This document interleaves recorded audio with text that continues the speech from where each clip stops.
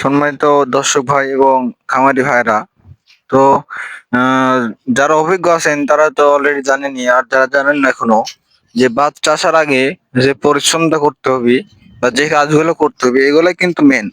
আপনি বাদ চাষার পর এগুলো কিন্তু করতে পারবেন না, যে এগুলো হচ্ছে বাচ্চা আসার আগে করতে হয়। বা হচ্ছে এগুলো যদি আপনি না করেন তাহলে আপনার বাচ্চাতে কোনোভাবেই কিন্তু উন্নতি করতে পারবেন না বা ভালো ফলাফল করতে পারবেন না। তো তাই ভিডিওটি না টেনে স্কিপ না করে পুরোপুরি দেখুন। আশা করছি আপনাদের উপকারে লাগবে, ভালো ফলাফলের জন্য বা ভালো মুরগি করার জন্য। তো একটা রিকোয়েস্ট থাকবে, যারা চ্যানেলে নতুন অবশ্যই চ্যানেলটিকে সাবস্ক্রাইব দিয়ে ফলো করে একটা লাইক দিয়ে রাখবেন। আশা করছি সামনে আরো গুরুত্বপূর্ণ ভিডিও এবং আলোচনা আপনাদের সাথে শেয়ার করব, যা আপনাদের উপকারে লাগবে। তো চলুন মূল ভিডিওতে যাওয়া যাক। তো আপনারা আগের ভিডিওতে দেখছিলেন মুরগিগুলো বিক্রি হয়ে গেল, এছাড়া লিটার পরিষ্কার গুলো সব করলাম।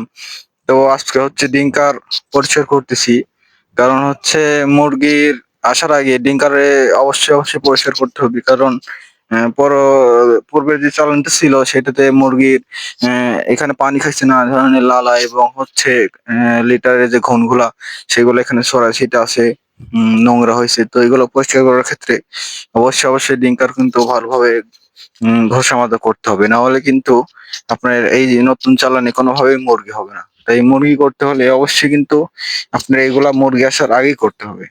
অনেকেই বলে যে মুরগি আসুক তারপরে করব, আসলে এগুলো করলে কিন্তু কোনোভাবেই আপনার মুরগি ভালো হবে না।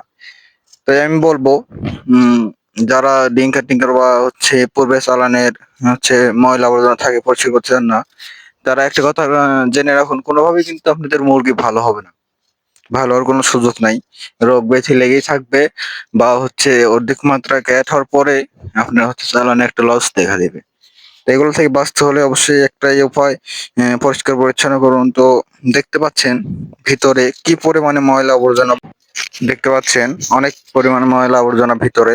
তো এইগুলো কিন্তু ঘষে ঘষে বের করতে হবে, আর যদি হলো এগুলো পরিষ্কার না করি পরে চালান এখানে পানি ভরবে, এখান থেকে ঘুরে ঘুরে আপনার হচ্ছে আবার ওই পাত্র চারদিকে যাবে, যেগুলো হচ্ছে মুরগি গ্রহণ করবে এবং নানা ধরনের রোগ ব্যাধি এখান থেকে ছড়ায় যাবে।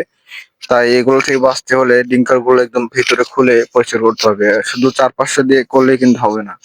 আপনারা দেখতে পাচ্ছেন আমি কিভাবে পরিষ্কার করতেছি।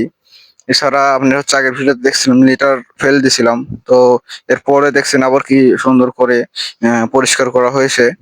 এরপরে কিন্তু চুন হচ্ছে দিতে হবে, সিমেন্ট, এবং আপনার হচ্ছে বালি দিয়ে পুরোপুরি নতুনের মতো করা হবে, যেন হচ্ছে ভিতরে কোনো রোগ জীবাণু না থাকে। চুন দিলে অবশ্যই খামারে ময়লা আবর্জনা এবং হচ্ছে রোগ ব্যাধি দূর হয়। ডিঙ্কারটা অলরেডি পরিষ্কার হয়ে গেছে, দেখুন কত সুন্দর দেখাচ্ছে, আর আগে কিরকম ছিল। এভাবে পুরো খামার করতে হবে ভাই।